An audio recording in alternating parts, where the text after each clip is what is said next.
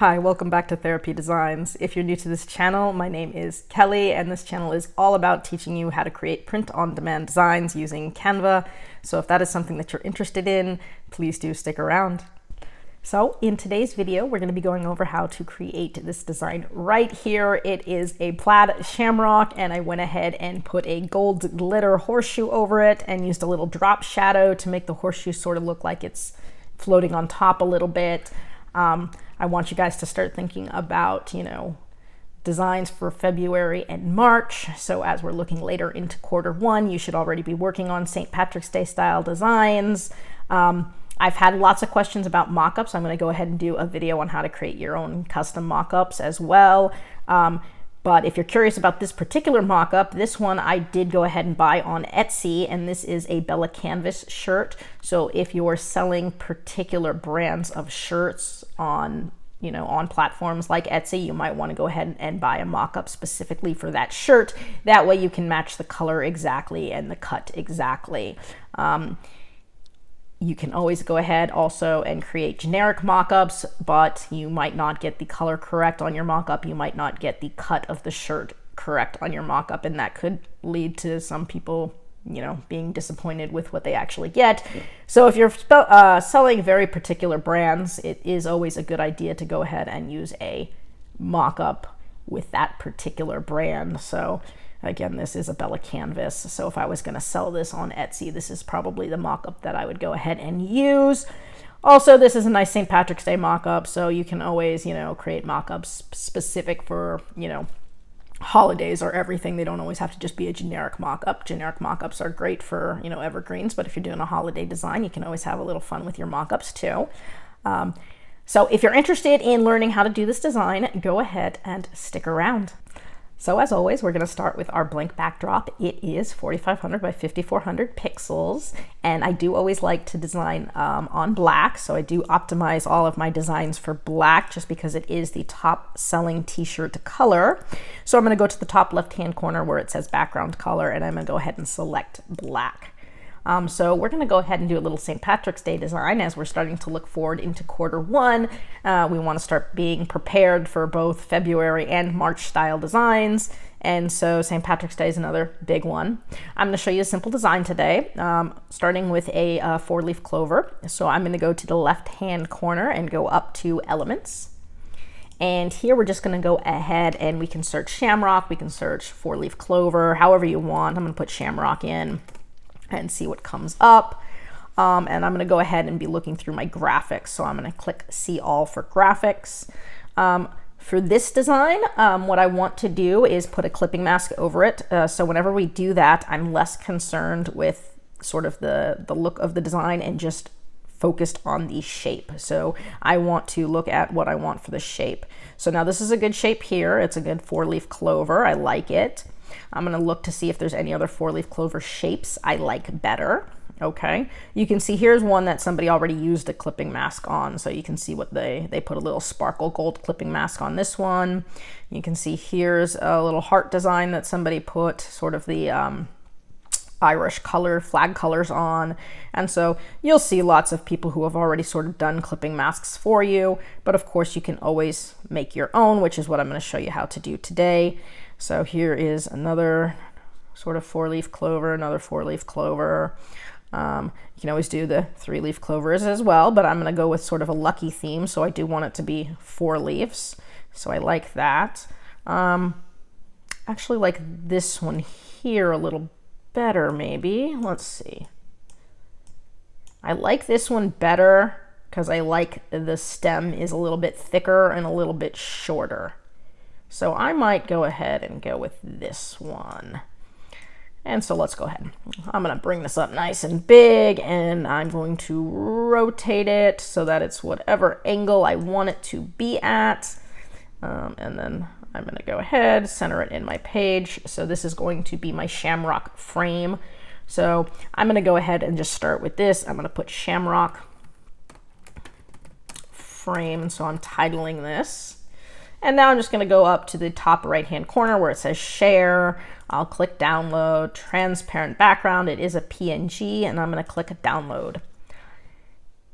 And there we go. So I have downloaded my frame. Now what I want to do is come up with the mask. So there's a lot of different ways we can go with this. Obviously, I want this to be green, and some of the things that are in would be things like green sparkles, green tie-dye. I'm gonna go ahead and go with like a green plaid, but there's a lot of different fun ways that we could do this. So I'm just gonna go ahead and put green plaid, and that's what I'm gonna look at. And so there's a lot of different fun green plaids that we can use. And some plaids, if you go to graphics, you're allowed to change the color on, so you can always try to make your own green plaid too. So different ones, like here's one totally green.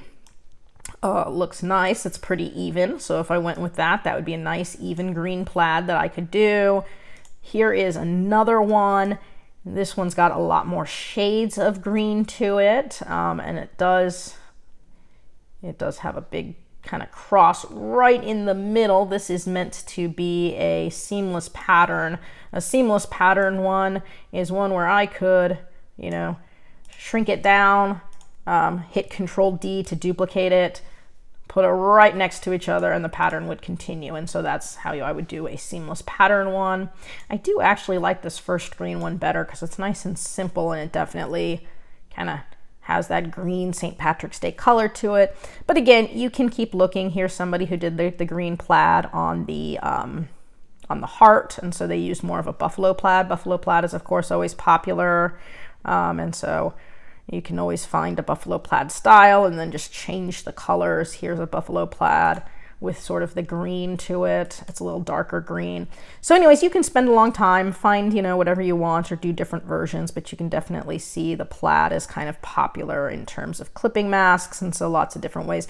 Oh, here's a shamrock. In fact, here is a 4-leaf clover shamrock with the plaid already in it. So we're gonna do something like that, only I want the plaid to be a little bit more fine. So this one, they used a very large plaid, and it doesn't look like they shrunk it down at all. And then I don't really like the black. That's going to look a little dark on a black shirt, so I do like the white better. But there's an example, and you know, you can always scroll down, see different ones. Here's another buffalo plaid style with the black. Here's one where I can change the black to white. So up here it's allowing me to change the colors, so I could always change the black to white and do something like that, hit Control D, and I could do a clipping mask on it this way and do a cool buffalo plaid that way. So lots of different ways we could go. I'm gonna get rid of that though. I do like this plaid. I think this is the one I'm gonna go with. So I'm just gonna go ahead and put green plaid. I'm gonna call it a mask. And I'm going to go ahead and download this. Now I don't need it to be a transparent background. You can if you want, it doesn't make a difference. I'm just gonna click download, and then we are gonna jump over to PhotoP to use a clipping mask just to put the plaid into the shamrock. We're gonna do this a couple different times because I'm gonna add another layer to this design. But I'm gonna jump over to PhotoP. And so here I am on PhotoP. Just type PhotoP into your browser and click open from computer. It will pull up your downloads, and you can go ahead, start with your shamrock frame. That's the first thing you're gonna wanna open. And it's gonna pull up your frame. And then from here, we're gonna go to the top left-hand corner where it says File. I can click that, 3 spaces down, it'll say Open in Place. If I click on that, it's gonna pull up my downloads again.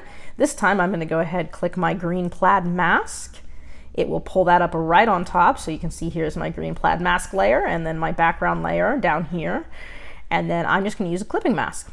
So if I come to the top and I go ahead and move over to my right until I click layer, I'm gonna click on that, and then about halfway down, you'll see clipping mask. If I click there, it's gonna automatically create a clipping mask, and there is my cool plaid inside of my shamrock. And so that I like. I'm gonna go ahead, come up to the top left-hand corner again where it says File. About halfway down, it'll say Export As. I'm gonna export it as a PNG.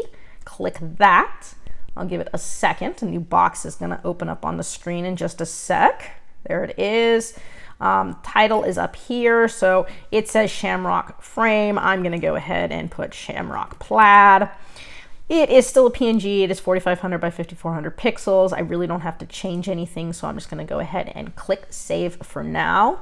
And I'm gonna jump right back over to Canva. So that was my first element. Now I'm gonna do another element here. So I will show you what this is going to look like. I might have to open another page to really show you, but let's go to our uploads here. I'm going to upload what I just made. So I'm going to click upload files, and I'm going to upload my plaid shamrock and give it a sec. Perfect. So now I'm going to click on my shamrock. I'm going to pull it up onto my page. And so this is one of the elements that I'm going to be using, but it's not all I'm going to be using. I thought it would be cool to put something else over the top with sort of a gold sparkle to it. So a lot of different ways I could go with this. So you can put anything you want over the top. I'm thinking I might go ahead and go with something like a horseshoe just to be lucky, right? So if I come to the left-hand corner again, go back up to my elements, this time I can search for horseshoe. And again, when I'm doing a clipping mask, I'm only looking for the shape of the horseshoe. So it doesn't matter what color it is. It doesn't matter if they have any details. I'm just looking for the shape. Now I do want a nice horseshoe shape, maybe something that, you know, has a little bit of the edge on it so you can tell it's a horseshoe and not just a curve. I want it to be pretty solid. Any of these little holes in it is just going to show the green through. So I can look here at the different horseshoe shapes, lots of different good horseshoe shapes that I can find. It really doesn't matter. You don't have to spend forever looking at the horseshoe shapes. There's another one there. I could also go ahead if I wanted to and look at photos too, see if there's any photos of a horseshoe that I like. So here's a horseshoe shape. I don't really want the clover in it, but there you go. Lots of different horseshoes here. And so again, if you wanted to use a photo, you could always just use a background removal to use that particular horseshoe. I'm not seeing any other ones that are already cut out for you, so I'll just go ahead and go back to graphics. And I'll just go ahead and pick a graphic. This one's pretty simple. It's going to have little holes in it, but it does have the little edge, so I can tell it's a horseshoe. And what I'm going to do is kind of line it up where I would want it over my clover. So, you know, see if it looks good, something like that. I can always angle it later, but that's kind of the shape it's going to give. So I think I'm happy with that one. I'm just going to go with that one. It's nice and solid. So from here, what I'm actually going to do is I'm going to add a new page. I'm going to drag my clover down since I don't need it right now. I'm going to change the color of my horseshoe just so I can see it. So there it is in white. And so now I'm going to go ahead and save this as a horseshoe frame. So I'm just going to put horseshoe frame right there. And I'm going to download this. It will be a transparent background. When we have more than one page, you just have to select the page. So for this one, I just want page 1, my horseshoe. I'm going to click done and download. And then from here, what I want to do is a gold glitter mask on it. So that's what I'm going to do for this one. So I'm going to go back up to my elements, and now I'm going to go ahead and just put gold glitter. And I'm going to be looking for a nice gold glitter, something nice and solid to cover that up. So ooh, there's one right there that would do. So if I took this, there's an example. Maybe I want something a little finer than that. I've seen a lot finer. That looks more like splatter than glitter. So again, I'm looking for a nice gold glitter. Now, right now I'm on graphics. I could also go to photos. And so here I'm getting some nice gold glitter on the photos. I like that one. That's a nice gold right there.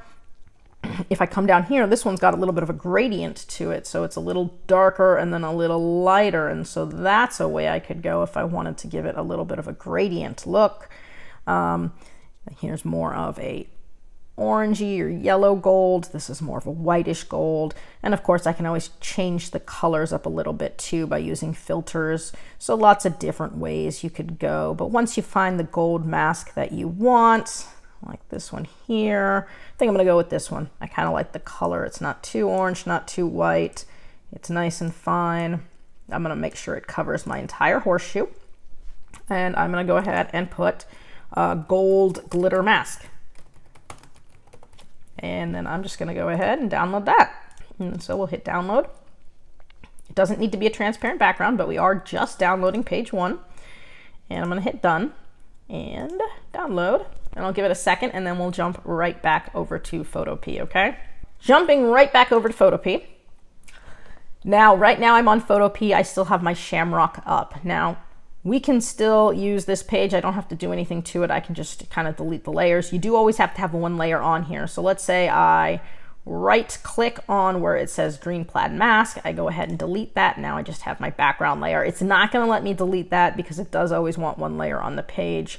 No problem, we can delete it after we upload the next thing. So I can come back up to File, left-hand corner, click that, click Open in Place. This time we are looking for our horseshoe frame. So I'm going to open that. And it's going to pull up my horseshoe frame right on top. Now it's hard to see, but it's up there. Again, if I come back over to the right, I see my 2 layers. I'm going to get rid of the background layer. That was the shamrock. So I can right click on background layer and hit delete, and it's just going to delete it. And so now I just have my horseshoe up. And so now we're going to add our clipping mask of our gold glitter. So we'll come up to File again, Open in Place, and this time we're going to get our gold glitter mask and open that. And it will go right on top. There we go.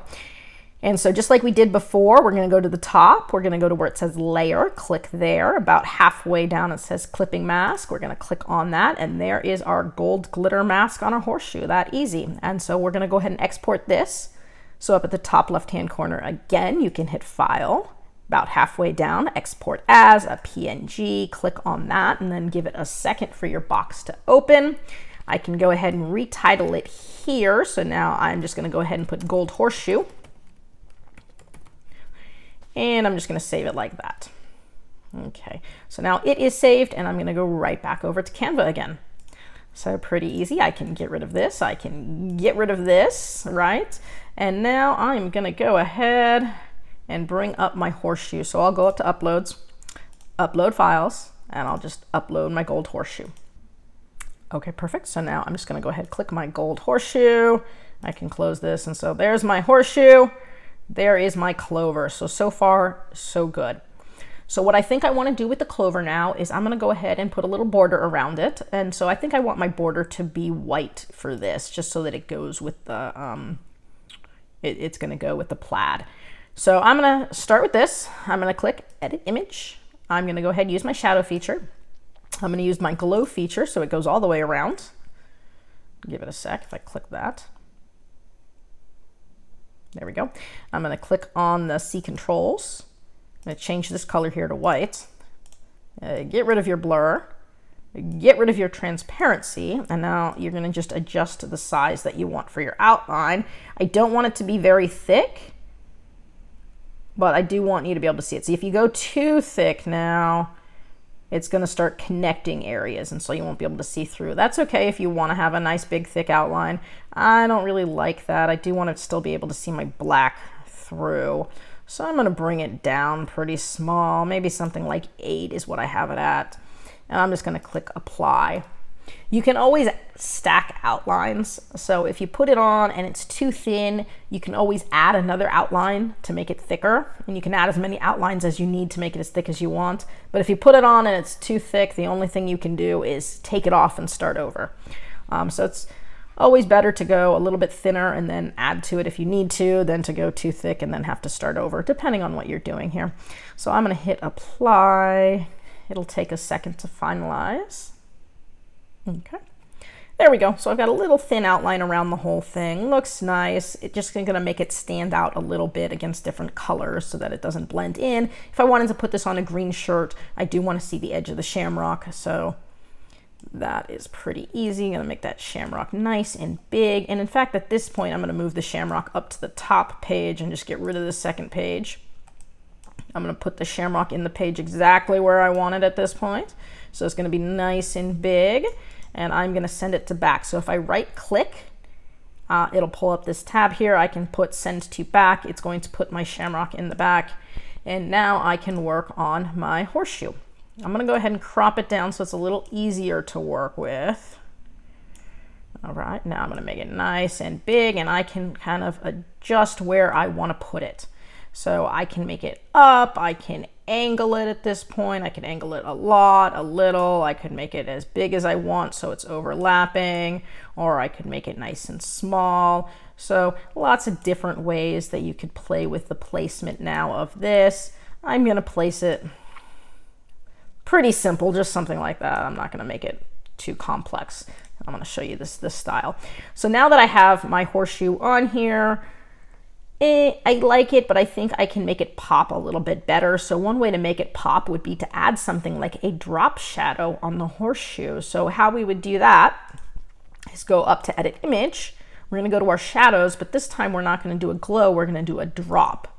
So a drop shadow is going to create kind of like a shadow on the background.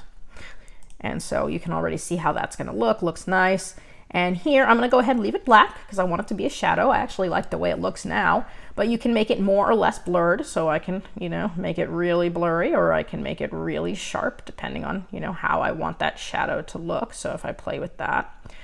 So I want it to be a little blurry, not too sharp. I can also play with the transparency here, so I can make it really light so you can barely see it, something like that. Or I can make it really dark so that it's a thick shadow.